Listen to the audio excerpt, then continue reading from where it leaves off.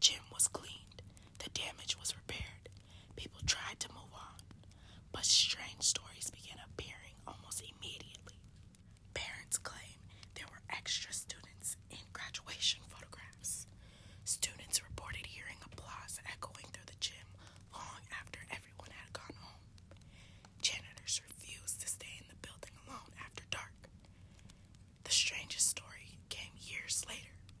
A graduating senior was helping organize old school records, boxes of yearbooks, programs, photographs, the kind of things nobody looked at in decades. That's when she found a graduation picture from the year of the tragedy. At first, nothing seemed unusual. Rows of students, caps and gowns, families smiling from the bleachers, until she counted.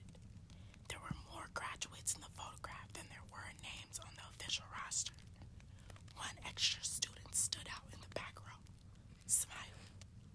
Nobody knew who they were. The school assumed it was a mistake until someone found another photograph, then another, and another. Every graduation year afterward contained the same figure, different gown, different location, same face. The same student appearing in the class photos for decades, never aging, never identified. According to the legend, the students belonged to the graduating class whose ceremony was interrupted all those years ago. A student whose name was never called. A student who never got to walk across the stage. So every year, when graduation returns, they do too, waiting patiently among the crowd, hoping that eventually someone will remember them.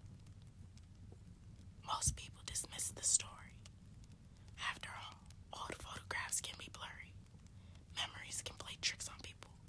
Legends grow with every retelling. But every graduation